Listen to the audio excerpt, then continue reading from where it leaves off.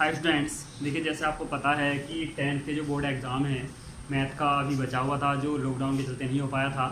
तो उसका 24 जून को एग्ज़ाम है 9 to 12।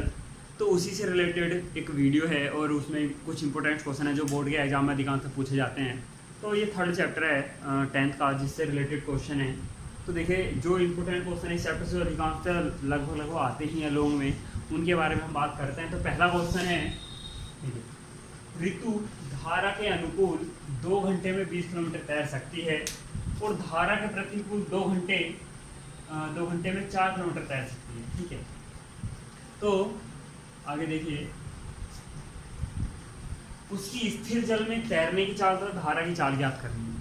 ठीक, तो उसमें देखिए सबसे पहले बात है अनुकूल और प्रतिकूल चाल क्या होती है। अनुकूल चाल का मतलब है यहाँ, जैसे एक तो देखिए अगर कोई नदी वगैरह बह रही होती है, यानी उसका प्रवाह होता है, तो उसी की दिशा में जब तैरा जाता है तो वो अनुकूल चाल होती है। उसके अपोजिट जब तैरा जाता है धारा के, तो वो होती है प्रतिकूल चाल। तो सबसे पहले हमें दोनों चीज़ें अलग अलग निकालनी है कि स्थिर जल में तैरने की चाल और धारा की चाल। तो दोनों ही अपनी तरफ से माननी पड़ेंगी कि ऋतु की जो तैरने की चाल है वो x किलोमीटर प्रति घंटा है और जो धारा की चाल है वो क्या है, 22 किलोमीटर प्रति घंटा। तो देखिए इंसान अपोजिट, धारा के अपोजिट कब तैर सकता है, जब उसकी चाल ज़्यादा हो। ऐसा तो हो नहीं सकता कि अगर धारा की चाल ज़्यादा होगी तो इंसान उसमें तैर नहीं सकता, यानी उसके अपोजिट जा नहीं सकता आगे। तो इसलिए जो ऋतु की चाल होगी वो किससे ज़्यादा होगी, धारा की चाल से ज़्यादा होगी।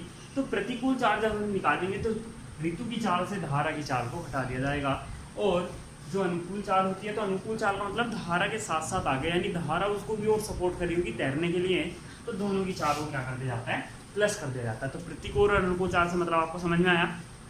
बात करते हैं आगे। देखिए तो एक नॉर्मली सब बहुत छोटी सी क्लास है, जैसे सूत्र पढ़ते हम चले आ रहे हैं, चाल बराबर दूरी बटे समय या दूरी बराबर चाल गुना समय। तो उसी से रिलेटेड सूत्र देखिए, अनुकूल चाल बराबर दूरी बटे समय।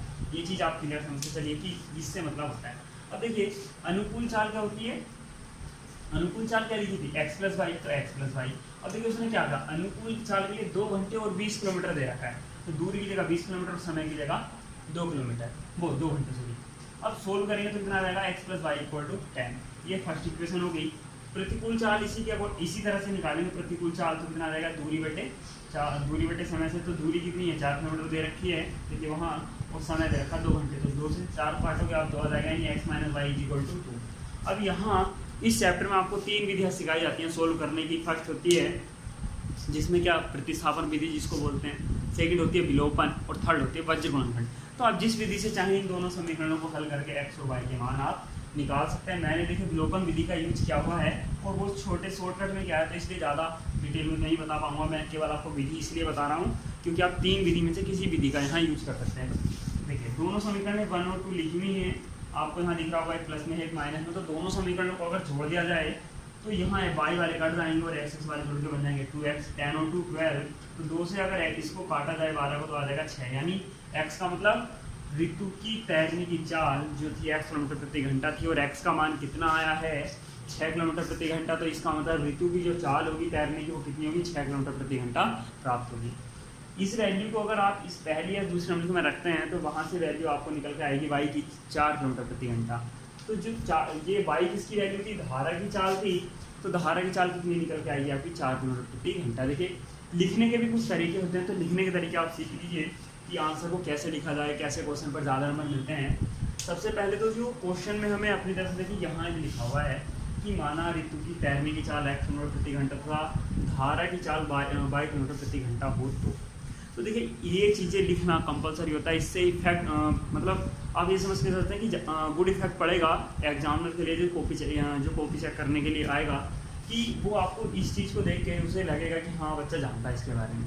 उसके बाद जो प्रतिकूल चाल है और अनुकूल चाल है, आप इनके बारे में उनकी वैल्यू बताइए कि जो प्रतिकूल चाल होगी वो x माइनस वाई किलोमीटर प्रति घंटा होगी, अनुकूल चाल x प्लस वाई किलोमीटर प्रति घंटा होगी। देखिए इसी क्वेश्चन के लिए बात नहीं कर रहा हूँ, जो चीज़ आपको थोड़ी क्वेश्चन में दी गई है आप उसको अगर सोल्व करने से पहले शो करते हैं क्वेश्चन में, तो उसका गुड इफेक्ट होता है एग्जामिनर के ऊपर। ठीक है, तो इस मेरा कहने का मतलब केवल ये है कि क्वेश्चन को सोल्व करने से पहले जो उसका सॉल्यूशन होता है उसको मतलब सॉल्यूशन करने से पहले उसमें जो क्वेश्चन में दिया गया है आप उसको वहाँ लिखेगा। ठीक है, सेकंड चीज़, जैसे यहाँ 2 कंडीशन दी हुई है, एक अनुकूल चाल के लिए एक प्रतिकूल चाल के लिए, तो आप उसको स्टेप वाइज करके लिखिए कि फर्स्ट कंडीशंस या प्रथम कंडीशंस के अनुसार या प्रथम स्थिति के अनुसार, इस तरह से करके लिखिए। ठीक है। ऐसे फिर सेकंड कंडीशन जब आप सोल्व करें तो सेकंड कंडीशन के अकॉर्डिंग लिखिए।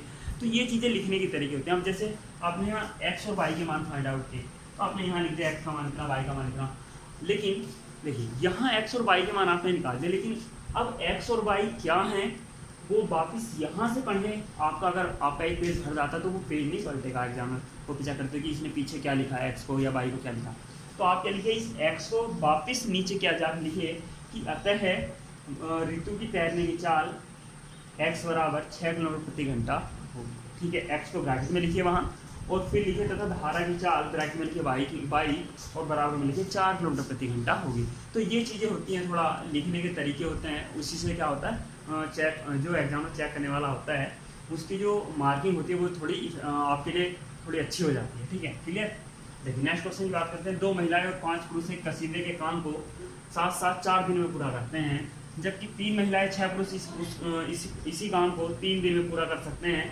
याद कीजिए कि इस कार्य को करने में एक अकेली महिला करे इस कार्य को, या अगर एक अकेला पुरुष करे इस कार्य को, या तो एक अकेली महिला कर रही हो या एक अकेला पुरुष कर रहा हो, तो दोनों में अलग अलग कितना समय लेंगे। अगर मान लिया एक महिला को लगाया जाए काम करने के लिए तो वो कितना समय लेगा, या एक पुरुष को लगाया जाए कार्य करने में तो वो कितना समय लेगा। ठीक है, तो देखिए सबसे पहले जैसे यहाँ हमें चाल नहीं पता थी ऋतु की और धारा की, तो उसी से रिलेटेड बात है।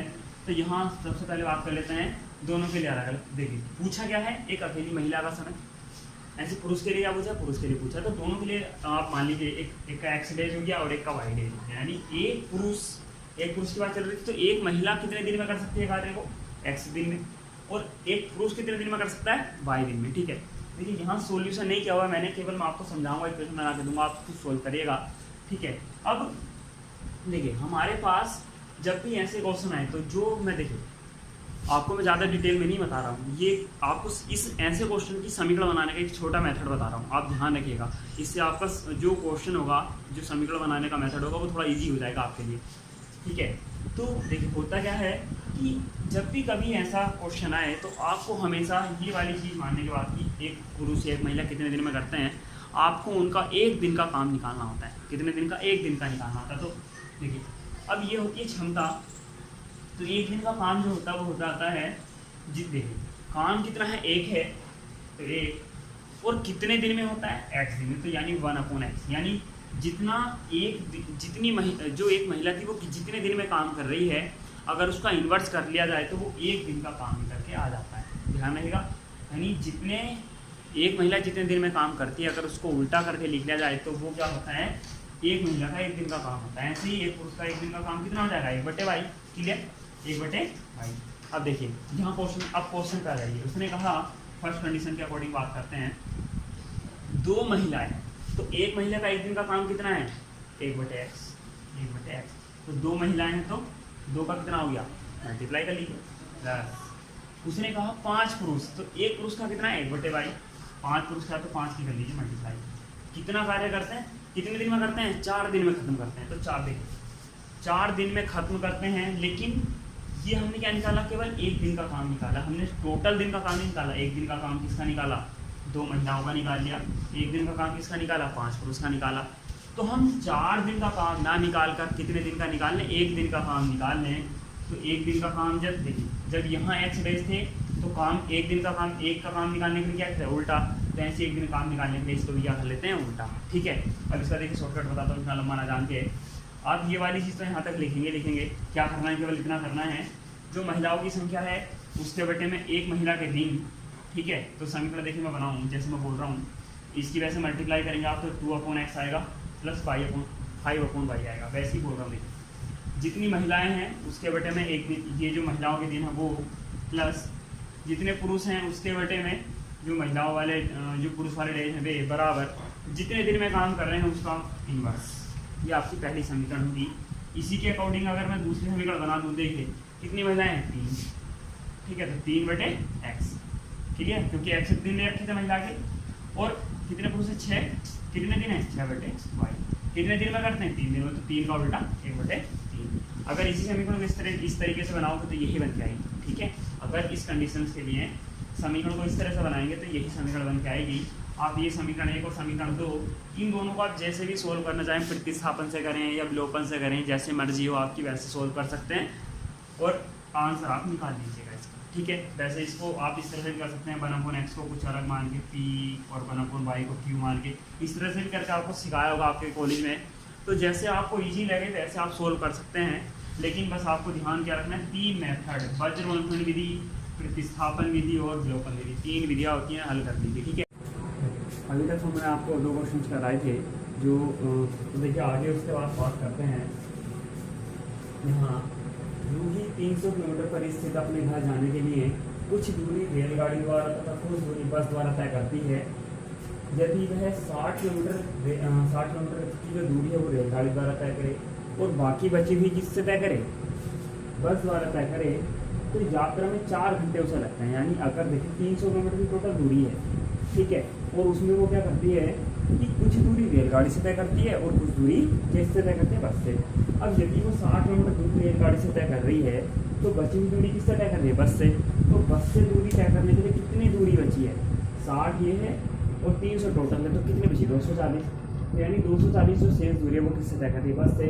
और यात्रा में कितने घंटे लगते हैं, 4 घंटे लगते हैं, ठीक है। फिर कहा उसने यदि 100 किलोमीटर की जो दूरी है रेलगाड़ी से तय होती है और बाकी बची हुई किससे होती है, बस से। तो यानी 100 किलोमीटर रेलगाड़ी से, 200 किलोमीटर बस से होगी, तो 10 मिनट अधिक लगते हैं। यानी अगर रेलगाड़ी से तय करने के लिए दूरी बढ़ा दी जाए तो उस टाइम जो टाइम होता है वो भी क्या होता है, बढ़ जाता है, अकॉर्डिंग टू क्वेश्चन, ठीक है। तो देखिए बात करते हैं। सबसे पहले आप ऐसा ये माना जाएगा कि माना जो हमारे पास रेलगाड़ी की चाल है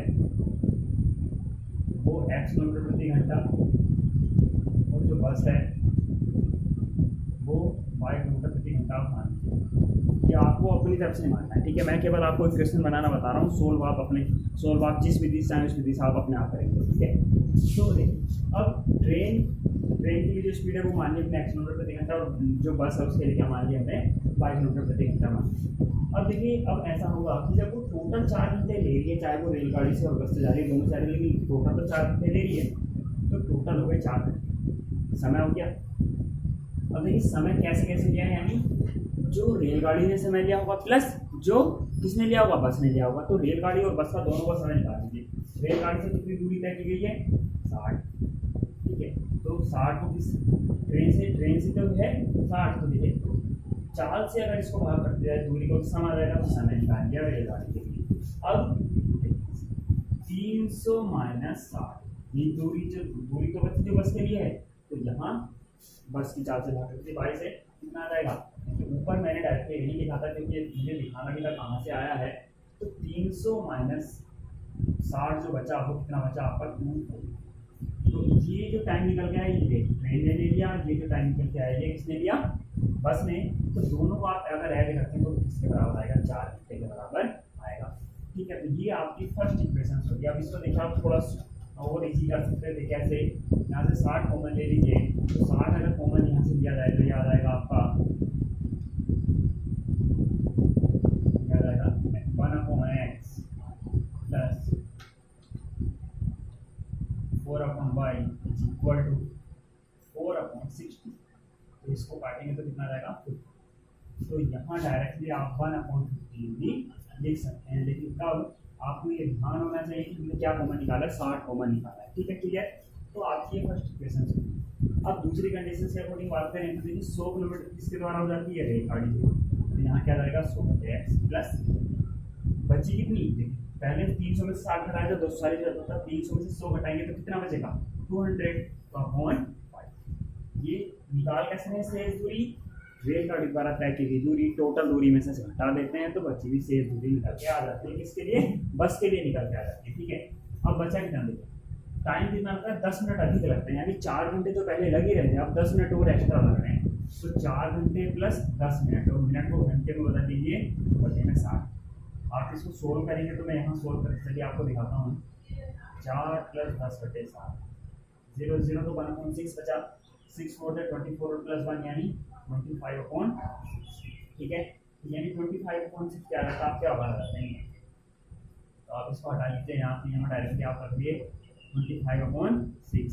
तो देखिए यहाँ से क्या कॉमन निकल जाएगा, 100 कॉमन निकल जाएगा, ठीक है। तो 100 कॉमन आप अगर निकालते हैं तो कितना आ जाएगा 1/x plus 1/y is equal to 25/6 और इंटू वही 100 नीचे जो कॉफी कॉमन निकाला है, इससे आप इसको काटेंगे तो कितना रहेगा 4, तो कितना रहेगा 6 4 24, यानी 1/24, 1/24। ये आपकी सेकंड इक्वेशन है।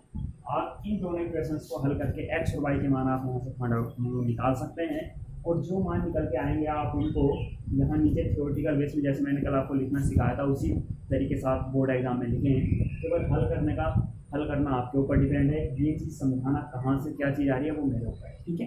तो देखिए विधि भी, वैसे विधि भी अगर टाइम मिलता है इतना तो समझाऊंगा, चलिए आगे जो नेक्स्ट वीडियो होगी वो विधि समझाऊंगा पहले थ्योरी को सोल्व करने की, और उसमें साथ में आपको हम जो द्विघात समीकरण होती है उसको सोल्व करने का मेथड बताएंगे, ठीक है। तो चलिए एक वीडियो विधि के लिए बनाएंगे, लेकिन आप फिलहाल तो जब तक विधि जो मेथड है सोल्व करने के उनकी वीडियो नहीं आती तब तक आप इसको सोल्व करने का मेथड आप जो थोड़ा बहुत जानते हैं उसके अकॉर्डिंग करिए, ठीक है।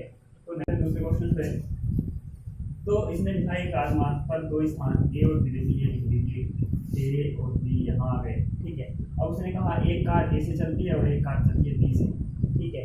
तो इसकी चाल आप देखिए, एक कार यहाँ से चलती है और बी यहाँ से चलती है। उसने कहा कि जब एक ही दिशा में चल रहे हैं, जैसे इस टाइम मैंने एरो लगाए हैं, तो 5 घंटे पर साथ मिलती हैं और इनके बीच का जो गैप है वो कितना है 100 किलोमीटर है, ये 100 किलोमीटर का गैप है। अब देखिए ये कहीं भी जाए, मान जाए यहाँ एक बिंदु को यहाँ आके दोनों मिल जाए, ए भी यहाँ जाए और बी भी यहाँ जाए, तो अगर इसने कहा कितनी दूरी तय की ये वाली और इसने कितनी दूरी तय की केवल, तो इसका मतलब क्या हुआ कि बी वाली दूरी प्लस 100 किलोमीटर की दूरी किसके बराबर है, ए वाली के बराबर है। तो इसका मतलब अगर मैं ए वाली दूरी से बी वाली दूरी घटा दूँ तो बचेगा क्या 100 किलोमीटर, और ये कितने घंटे बाद मिल रहे हैं 5 घंटे बाद। तो इसका मतलब ए द्वारा 5 घंटे में तय की गई दूरी और बी द्वारा 5 घंटे में तय की गई दूरी, ठीक है। दोनों का डिफरेंस किसके इक्वल आएगा 100 के बराबर आएगा। तो पहले क्या मान लेते हैं, फर्स्ट वाले की स्पीड मान लेते हैं किलोमीटर प्रति घंटा, और सेकेंड वाले की कार मान लेते हैं जो बी से चल रही है 5 किलोमीटर, ठीक है। तो देखिए मैंने आप ऐसे समझ से देखी दूरी बराबर क्या होता है चाल गुणा समय। 5 घंटे का टाइम है दोनों के लिए, तो 5 और चाल कितनी है पहले वाले की x, तो 5x हो गई दूरी, तो 5x हो गई ए वाले के लिए दूरी, और बी वाले के लिए कितनी होगी इसी तरीके से 5 इसके बराबर होगी 100 से 5 कॉमन निकाल लीजिए, कितना रहेगा x - y = 5 कॉमन निकाल के 100 के बटे में भेजेंगे तो 20, ठीक है। तो इसका मतलब डायरेक्टली 20 लिख दूँ, ये हो गया आपको। देखिए दूसरा टाइम, जब वे विपरीत दिशाओं में चलना प्रारंभ करते तो 1 घंटे पश्चात होती है। अब 1 घंटे पश्चात 1 घंटे यानी इधर से ये भी दूरी तय कर रही है, अब इसका एरो क्या हो गया चेंज हो गया, तो यानी 1 घंटे में जितनी दूरी ये तय करेगी और जो ये वाली दूरी तय करेगी, इन दोनों का योग किसके बराबर होना चाहिए 100 किलोमीटर के बराबर होना चाहिए, क्योंकि इधर से ये भी तय कर रही है दूरी और इधर से भी तय कर रही है, तो यानी दोनों की टोटल दूरी जो कि वो किसके बराबर होगी जब मिल जाएंगे 100 किलोमीटर के। तो यानी अब देखिए 1 घंटे में 1 घंटे के लिए निकालना तो एक्स होना है, एक्स से आएगा, और ऐसी वाई के लिए निकालेंगे तो वाई, दोनों की दूरी किसके बराबर है 100 किलोमीटर के बराबर है। तो ये एक समीकरण है, एक समीकरण ये आपकी दोनों समीकरण बन गई, दोनों समीकरण आपके सामने तैयार है, और केवल इस क्वेश्चन को सोल्व करना है आपको जैसे आप सोल्व करना चाहें जिस विधि से। नेक्स्ट क्वेश्चन की बात करते हैं थर्ड क्वेश्चन की। एक आयत का क्षेत्रफल, तो देखिए आयत का क्षेत्रफल निकालने के लिए पहले तो आयत का क्षेत्रफल जरूरी होता है, L/V होता है। तो अब देखिए जब लंबाई और चौड़ाई की जरूरत होगी तो लंबाई और चौड़ाई को मानना भी पड़ेगा, तो लंबाई को मान लेते हैं x इकाई और चौड़ाई को मान लेते हैं y इकाई, ठीक है। क्योंकि मात्रा यहाँ मीटर सेंटीमीटर को ऐसा दिया हुआ नहीं है तो हम केवल इकाई मान के चल रहे हैं। अब उसने क्या कहा देखिए क्षेत्रफल, अब यहाँ इसका क्षेत्रफल अगर आप निकालें तो कितना आएगा x × y यानी लंबाई गुणा चौड़ाई। अब उसने कहा क्षेत्रफल कितना कम हो जाता है 9 वर्ग इकाई कम हो जाता है। तो क्षेत्रफल को अगर कंडीशंस की बात करें तो देखिए पुरानी कंडीशंस हो गई जो हमें नॉर्मल तौर पे पता है। अब उसने कहा है कि क्षेत्रफल 9 वर्ग इकाई कम हो जाता है, तो क्षेत्रफल को 9 वर्ग इकाई कम कर दीजिए। तो जितना था पहले उससे 9 वर्ग इकाई कम कर दीजिए, लेकिन कब कर दीजिए जब उसने क्या कहा कि लंबाई को 5 इकाई कम करना है। तो लंबाई को 5 इकाई कम कर दिया, और उसने कहा चौड़ाई को 3 इकाई बढ़ा दीजिए, तो चौड़ाई को 3 इकाई बढ़ा दिया। अब क्योंकि देखिए ये दोनों चीज़ इक्वल कैसे, उसने कहा कि लंबाई को अगर 5 इकाई कम कर दिया जाए और चौड़ाई को 3 इकाई बढ़ा दिया जाए, तो लंबाई को 5 इकाई कम करा, चौड़ाई को 3 इकाई बढ़ा दिया, दोनों को मल्टीप्लाई करेंगे तो क्षेत्रफल ही आएगा। तो क्षेत्रफल पहले था xy, उसमें से 9 कम हो गया, कब, जब ये चीज़ की गई है। तो इसका मतलब इन दोनों का मल्टीप्लिकेशन इसके बराबर आएगा। तो आप क्या कर लीजिए, एक्स वाई माइनस के 9 is equal to X Y, X की वाई में मल्टीप्लाई एक्स वाई और एक्स की 3 में मल्टीप्लाई 3x, ठीक है। और फिर 5 में मल्टीप्लाई कीजिए माइनस के 5y और माइनस के 15, ठीक है। 3x को माइनस के 5y ऐसे रखा रहने दीजिए और ये एक्स वाई कैंसिल, माइनस के 9 प्लस 15 कितना बचेगा 6, 3x माइनस के 5y, ये आपकी पहली समीकरण। अब दूसरी समीकरण के लिए इसने क्या बोला कि 67 वर्ग इकाई बढ़ जाता है क्षेत्रफल। तो 67 वर्ग इकाई आप बढ़ा दीजिए क्षेत्रफल को, लेकिन कब, उसने कहा लंबाई को जब आप 3 इकाई बढ़ा देते हैं और चौड़ाई को कितना बढ़ा देते हैं, 2 इकाई बढ़ाते हैं, तब बढ़ता है 67 इकाई। तो X Y plus 67 is equal to X Y plus, अब देखिए एक्स की वाई में मल्टीप्लाई एक्स वाई, एक्स की 2 में मल्टीप्लाई 2x प्लस 3 की मल्टीप्लाई 3y और प्लस 6। अब एक्स वाई से एक्स वाई कैंसिल, तो 67 यहाँ आ जाएगा 2x प्लस 3y और प्लस 6। अब ये देखिए ये वाला 6 आप इधर ले जाइए तो याद आएगा 2x प्लस 3y और 67 में 6 जाएंगे तो 3y, ये आपकी बन जाएगी दूसरी समीकरण 2x प्लस 3y। दोनों समीकरणों को आप सोल्व कीजिएगा, आपका आंसर निकल। नेक्स्ट बात करते हैं, ये नेक्स्ट क्वेश्चन है, देखिए 1/3 हो जाती है। तो देखिए भिन्न, अगर जब भिन्न का क्वेश्चन आए तो कभी भी आप ध्यान रखिएगा भिन्न कब बनती है, जब उसमें डिनोमिनेटर और नोमिनेटर होते हैं। तो नोमिनेटर और डिनोमिनेटर को मान लीजिए अपनी तरफ से माना, जो अंश होता है उसको क्या मान लीजिए x और जो हर है उसको मान लीजिए आप y, क्लियर। अब भिन्न क्या होगी, तो फ्रिक्शन आप मान लो चलिए फ्रिक्शन x/, ठीक है। अब इसने क्या कहा, एक भिन्न 1/3 हो जाती है जब उसके अंश में 1 घटा दिया जाए। तो भिन्न क्या थी, देखिए x/y, उसने कहा अंश में से 1 घटा दिया जाए, तो अंश में से आप 1 घटा दीजिए और कितनी हो जाती है उस टाइम को 1/3 हो जाती है। अब इतना ही, इतनी ही केवल एक कंडीशन है। तो आप क्या कर लीजिए, क्रॉस मल्टीप्लिकेशन कर लीजिए, तो 3x minus 3 is equal to y, तो 3x minus y is equal to, आपकी फर्स्ट इक्वेशन। सेकंड कंडीशन के अकॉर्डिंग बनाते हैं कि वह 1/4 हो जाती है, तो नीचे 1/4 लिख लीजिए, ठीक है। जब हर में 8 जोड़ दिया जाए, तो हर में अब अंश से कोई मतलब नहीं है, तो हर में क्या कर दीजिए 8 जोड़ दीजिए, cross multiplication 4x is equal to y plus 8, तो 4x और माइनस में y इज इक्वल टू 8, ये आपकी सेकंड इक्वेशन है। आप सोल्व कीजिएगा इन दोनों इक्वेशंस को, और बाद में भिन्न जब लिखनी हो आपको, तो भिन्न इस तरह से भिन्न बराबर x का जो वैल्यू आएगी वो ऊपर लिख लीजिए, जो y की वैल्यू आएगी वो नीचे, आंसर आ जाएगा, क्लियर। तो देखिए ये थी आपके लिए जो इंपॉर्टेंट क्वेश्चन जो बार बार रिपीट होते हैं बोर्ड क्लास में, ठीक है। और ये थर्ड चैप्टर से रिलेटेड हैं।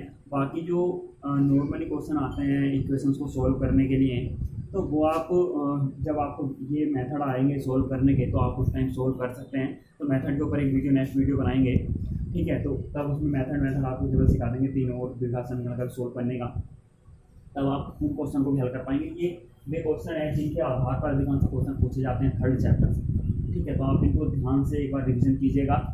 So thank you for watching and like और सब्सक्राइब से